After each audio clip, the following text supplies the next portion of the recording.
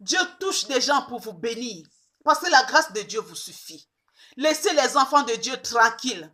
Arrêtez de les appeler matin, midi, soir qu'il faut envoyer ton argent pour voir la bénédiction de Dieu. Envoie ta dîme.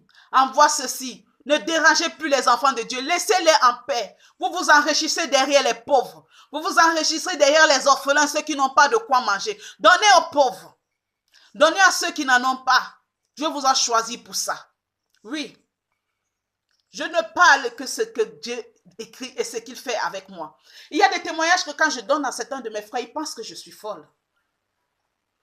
Ils pensent que je suis folle. Mais moi, je bénis l'Éternel des persécutions et des épreuves que j'ai traversées et que je continue à traverser. Ça prouve qui je suis. Tu es un appelé de Dieu? Tu es un choisi de Dieu? Cite-moi le nombre de tes épreuves, tes persécutions. Je te dirai qui tu es.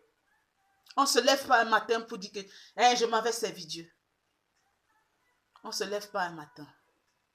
Ayez pitié de tous ces pauvres. Donnez aux pauvres.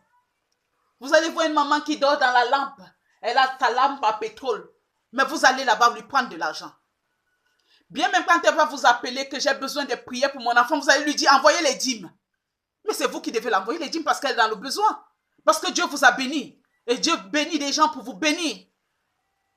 Et bien même que Dieu vous bénit même là, il vous touche même pour bénir ces pauvres. Je doute fort que vous le faites.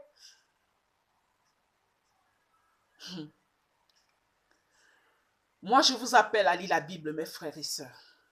Et faites très attention. Faites attention à ce que vous regardez souvent. Lisez la Bible.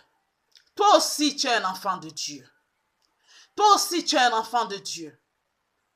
Tu n'as pas besoin de miracles pour appeler Dieu. Reste dans ta chambre, mets tes genoux au sol. Si tu ne sais pas comment commencer, dis Père éternel, je viens à toi au nom de Jésus-Christ de Nazareth, ton fils unique que tu as donné pour moi. Le Père va te répondre. Il est Dieu. Nous tous, nous sommes ses créatures. Nous sommes ses enfants. Oui. Nous sommes ses enfants. La Bible nous dit dans Matthieu 24, verset 24, car il se lève de faux tristes et de faux prophètes. Ils feront des grands prodiges et des miracles, au point de séduire, s'ils étaient possibles, même les élus.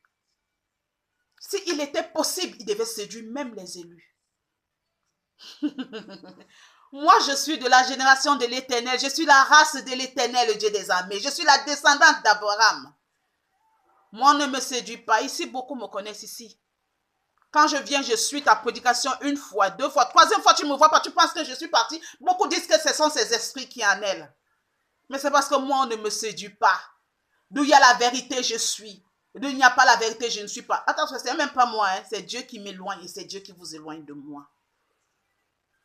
Ayez pitié des enfants de Dieu, ayez pitié des pauvres. Ayez pitié des enfants de Dieu, ayez pitié des pauvres.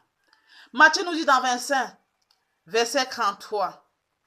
Et il mettra les brebis à sa droite et les boucs à sa gauche. Alors le roi dira à ceux qui seront à sa droite, venez, vous qui êtes bénis de mon Père, prenez possession du royaume qui vous a été séparé, qui vous a été préparé dès la fondation du monde. Eh oui, car j'ai eu faim et vous m'avez donné à manger. J'ai eu soif et vous m'avez donné à boire. J'étais étranger et vous m'avez accueilli. Combien de personnes vous avez déjà donné à manger? Vous ne pensez qu'à vos bouches. Vous ne pensez qu'à vos ventres. Vous ne pensez qu'à vos enfants chez vous, sous prétexte parce que vous portez la Bible. Comme les enfants de Dieu, beaucoup ont la soif de l'Éternel, beaucoup ont la soif de Jésus-Christ. Vous avez pris le nom de Jésus-Christ pour faire votre commerce, vos bureaux. Que le concerné veut se plaindre, qui saute en l'air, qui cale. Oui, je parle comme ça. Parce que trop, c'est trop. Je ne peux compter le nombre de fois des gens sont venus ici dire, j'ai envoyé l'argent pour telle prière. N'envoyez plus d'argent pour la prière. Priez pour vous-même. Un homme de Dieu ne demande pas le salaire, il ne demande pas l'argent pour qu'il prie pour toi. Tu n'as pas besoin de payer un homme de Dieu pour qu'il prie pour toi. Prie pour toi-même. Celui qui est de Dieu ne te demandera pas l'argent. C'est vu la bénédiction de l'Éternel dans ta vie que l'Éternel touchera ton cœur, que tu vas le bénir aussi.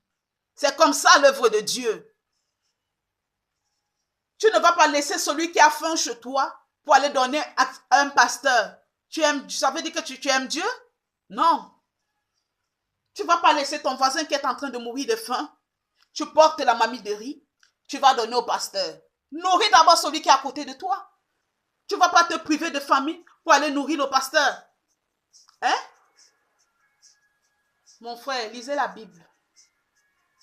Lisez la Bible. La vérité est dans la Bible. La vérité, c'est dans la Bible. Il faut lire la Bible. Ne vous laissez pas séduire. N'acceptez plus la séduction. Parce qu'il a prié pour quelqu'un, quelqu'un est tombé. Parce qu'il a prié pour l'autre, l'autre est tombé. Tous ces miracles-là, tous ces séductions, ne vous laissez plus avoir. Moi, j'appelle ça le cinéma, même à la longue même. Arrêtez ça. Celui qui est de Dieu ne te demandera rien. Il ne va rien te demander. Moi, j'ai une sœur en Christ ici. Je ne veux pas citer son nom. Nous tous, nous sommes les enfants de Dieu, mais nous avons aussi besoin de ceux qui viennent auprès de nous. Nous devons aller auprès des autres aussi. Parce que la Bible dit, soutenez-vous les uns et les autres. Je suis toujours auprès d'elle. Elle est toujours en train de me remonter. Bien même, elle oublie ses propres problèmes, mais elle se soucie pour moi. Elle se soucie, elle est toujours en train de me dire, Émilie, comment tu vas? Émilie, tu as quoi? Émilie, qu'est-ce qui ne va pas? Elle est toujours là. Elle est toujours là à mon écoute. Par contre, ceux qui se disent des appelés de Dieu, beaucoup, je suis allée vers beaucoup d'entre eux. Ils m'ont laissé tomber au moment où j'avais le plus besoin de soutien moral. Hormis que le Père éternel m'avait déjà sorti de la mer d'où j'étais. Mais elle s'est levée. Le Seigneur l'a utilisée pour me soutenir jusqu'à où je suis aujourd'hui. Oui. Moi, je me suis fourrée dans une église. Je pensais qu'on adorait Jésus là-bas. Et j'ai été amenée par un autre monsieur. D'une connaissance d'une amie comme ça. Émilie, comme tu veux prier, viens, on va aller prier. Mais ils adoraient le diable. Mais comme je n'étais pas comme eux, et qu'en moi est la marque de Jésus-Christ, moi, j'ai la marque de l'Éternel, Dieu des armées. Maintes fois, le Seigneur m'a prévenu quand j'étais là-bas.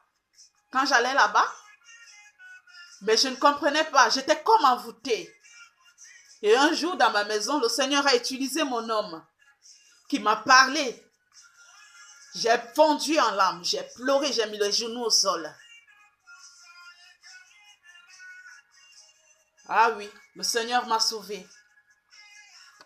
Le Seigneur m'a délivré.